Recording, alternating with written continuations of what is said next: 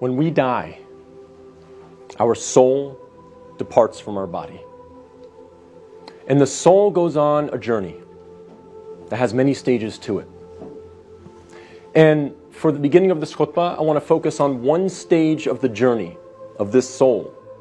And that is when the soul descends into the grave to be reunited with our bodies. And when the soul is coming down, it witnesses the janazah, the funeral. And your body is laying there on the ground, wrapped up, getting ready to be buried. And you're descending and you're seeing this, and you're hearing it, you're experiencing it. And when the people then take your body and place it in the grave, your soul descends in there, into the grave, to be reunited with your body.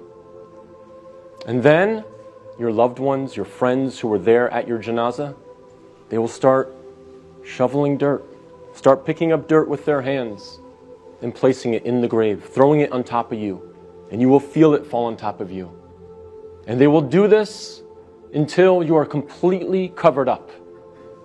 And you will be there in the grave, covered up, and you will have consciousness. You will be alive. Not physically, obviously, but your soul will experience this. And then after your family makes some du'as, and they say some nice, kind words about you, they'll walk away. They'll leave. And you will hear their footsteps, as the Prophet, peace and blessings be upon him, said, that you will hear their footsteps as they walk away.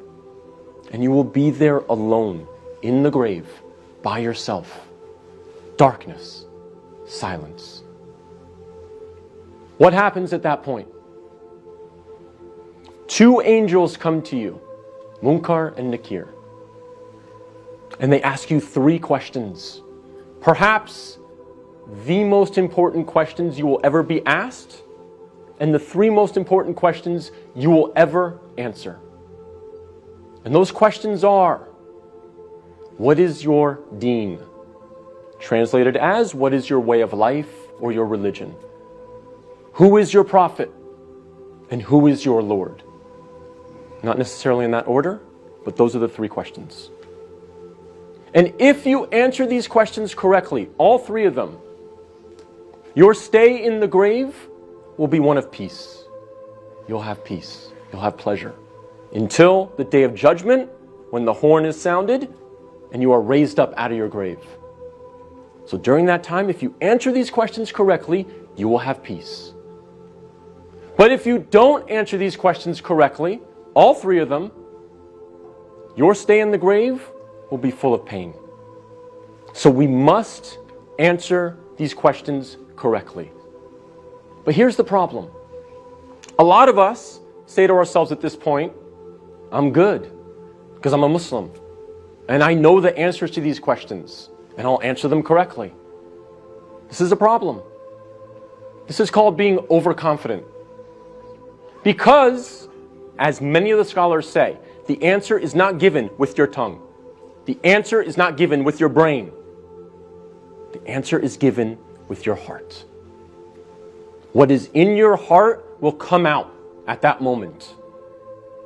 And so if you lived your life not praying, not striving to implement Islam, not striving to understand the Quran to the best of your ability, if you spent your life not really striving to be a Muslim, a true Muslim, trying to practice, then Islam really was not in your heart.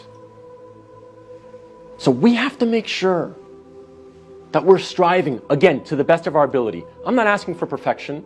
I'm not asking for scholars. I'm not asking for you to be of the best character like the Prophet, peace be upon him, but we must strive for it. So that on that day, when these angels come to us and they ask us these questions, what is in our heart will naturally come forward. The answers, the correct answers will come forth. And not the answers of, I was striving for something other than the pleasure of Allah. So we have to make sure that Islam is in our hearts, not just on our lips, not just in our mind.